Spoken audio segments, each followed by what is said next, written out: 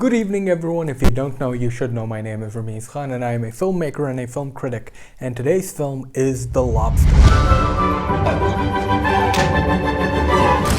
Now, have you thought of what animal you'd like to be if you end up alone?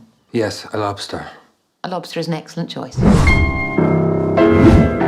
The Lobster is a film that takes place in a world which requires you to be in love 24/7. You have to be in a relationship. It is mandatory.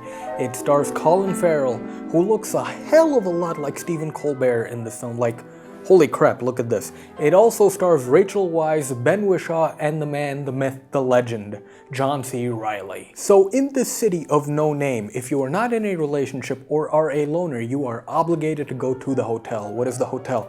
In the hotel, you are supposed to find your next relationship within 45 days. And if you don't in 45 days, guess what happens? You turn into an animal. How's that for character goal and tension? Colin Farrell plays a man named David, and like a good script, it starts off late. Literally, the first minute we hear David being dumped by his wife, and he's off on his goal to find his next companion at the hotel. Now, let me make this perfectly clear. This film is an acquired taste. You will enjoy this film if you have a taste, a little taste of the surreal. It reminds me of films such as Snowpiercer, John Wick, and Utopia. The world of those films mirrors the worlds of these films, because the world of those two films and that TV show is fully realized, like the world in The Lobster is completely realized through excellent performances by all the cast members involved. I'll say the same thing about The Lobster as I would for those three films and one TV show, is that the world is more interesting than the characters themselves. And this specific world, the world of The Lobster, reminds me of a book called Uglies, where you can buy your beauty. I never got the chance to read it,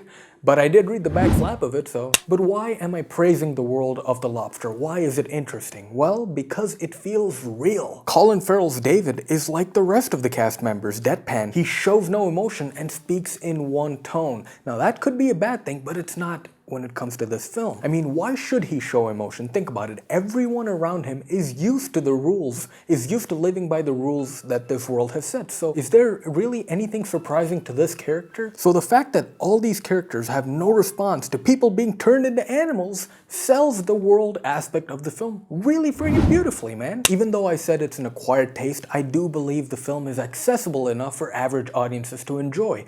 Why is that? It's because of the source material. I mean, think about it. Is the world of The Lobster so much different than the world we're living in today? The film satirizes power structures between a relationship and gender roles as well. The film and screenplay was very smart in being very neutral when it comes to portraying one gender role stronger than the other. We don't see that. It's a neutral story on both genders. And the hotel itself is a wickedly funny setting for anyone to enjoy, man. I think Dave Chappelle did a skit once about the internet being a physical place, and the internet was basically a mall in that skit. This is something comparative to that, wherein the hotel is basically a physical form of any dating website. It's the same concept as Dave Chappelle's skit, but just not as exaggerated, obviously. The only negative with The Lobster is that after it crosses the 1 hour mark, it takes David and puts him in a completely new cast of characters called loners. It's another group of characters, and this group of characters is sort of an allegory or a mirror to the 70s and 80s hippies. The cast of characters is really neat, I'm not gonna lie. But the problem is the cast of characters called loners, they have the same exact function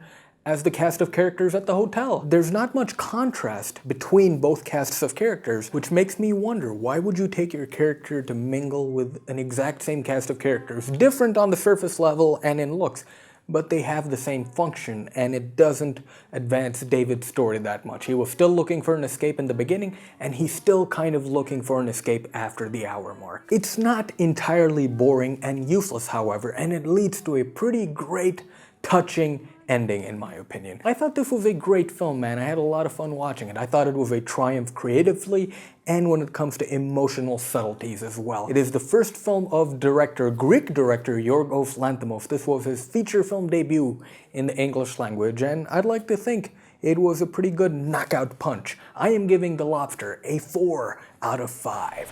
If you're an adult over the age of 17, please take out some money and time and pay for a ticket for the Lobster this weekend. I hope you enjoy it as much as I did. Thank you so much for watching, people. If you enjoyed this video, please hit that free subscribe button and spread this video amongst your friends. If you enjoyed this film and my review, of course.